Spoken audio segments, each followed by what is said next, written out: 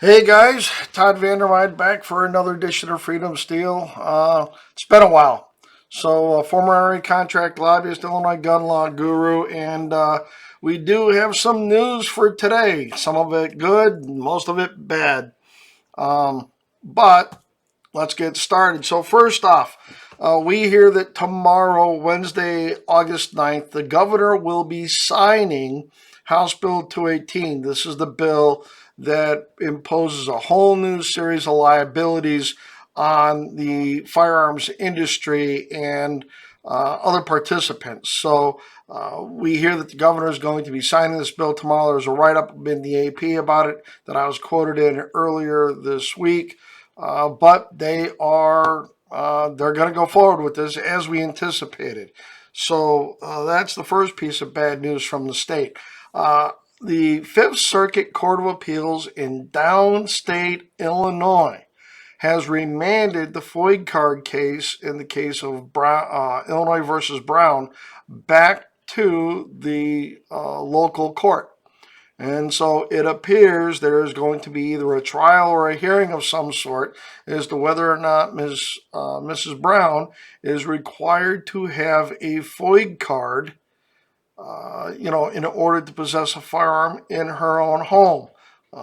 This is going to be an interesting hearing at the least. So finally, after 3 years, we now have a Bruin FOID card case on top of the one where the judge found the FOID card constitutional in Sangamon County. So if we have a district court down here find it unconstitutional, we're going to have competing cases. The one in Sangamon County should go to the Fourth Circuit.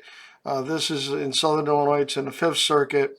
So it'll be interesting to see what two appellate courts say if we have these different opinions. And then lastly, on this Tuesday, the Supreme Court of the United States gave the ATF a stay on their frames and receivers rule in putting down the vacator order that came out of the district court judge. Now, interesting parts of this is that they sat there and said that this applies as the appeal goes or until certiorari is granted or denied.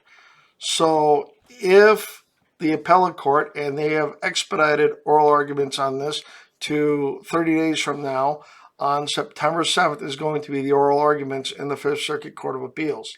And then from there, you have, if our side prevails and the appellate court says, no, this order isn't, this rule is not going to stand, you went outside your purview, then I'm sure the Department of Justice will file for certiorari again.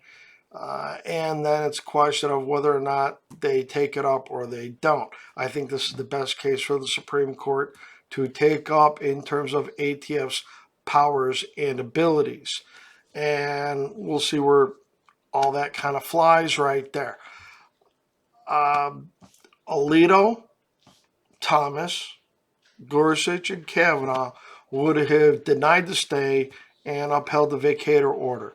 So you had Roberts and Barrett going with the three liberals to come up with the 5-4 ruling on this one. I can see Roberts doing this as taking small bites, and it would have been a good prelude to a Chevron case. But don't forget, there's that case with the East Coast fishermen that they've already granted cert for to deal with Chevron and whether or not the Chevron doctrine is going to live or die. That case is for the whole enchilada. So unless they find some modified version of Chevron or some lightweight version of Chevron or whatever, they've already got that case on the docket. This one will fall in behind it. I could very easily see them throwing out Chevron next year, having this case pending in front of them on our side, and deny cert or do something of a GVR and say see our other case. But that's kind of what's going on. Our Illinois challenges to the semi-auto ban are just waiting on the Seventh Circuit Court of Appeals to rule and see what they're going to do. And from there, we'll make our next best guess as to what our course of action is going to be. We're going to sit there and decide if we're going to think about going en banc or if we're going to go straight to the Supreme Court for an emergency appeal to get an injunction to prevent everything from that taking place.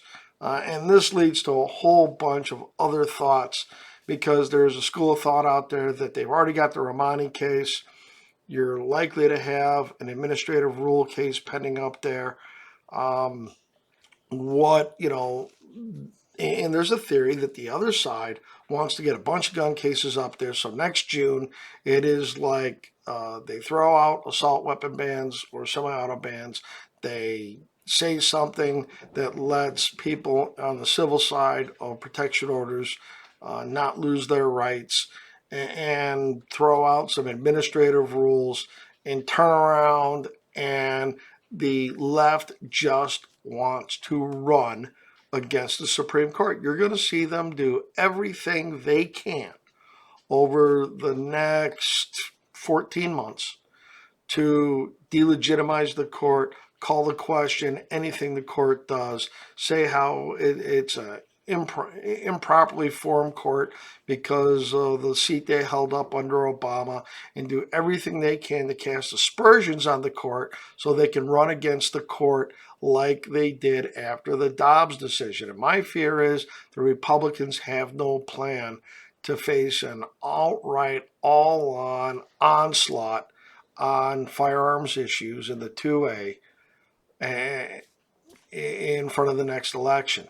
And you're going to have Republicans running scared, and they won't be geared up for this, and they won't have a message. But that's my worst fear, in which case, if they prevail with a Democratic president and a Democratic majority Senate, that is their excuse to turn around if they have a Democratic House to rewrite the terms of the court and pack the court and undo everything we've managed to secure in the last number of years. But with all that, a little bit of doom and gloom on this Tactical Tuesday, but working on getting some more stuff out there. Been putting in a ton of time out at the club, blackening slopes and doing that. I'll do a short video hopefully this week about some of that stuff. But we've got some more 2A stuff coming up. And obviously tomorrow, after the governor signs House Bill 218, we will dive back into what that means on a whole new video on that. So as always, guys, thank you. Like, subscribe, hit the notification bell, pass this on to all your friends. As always, frag out.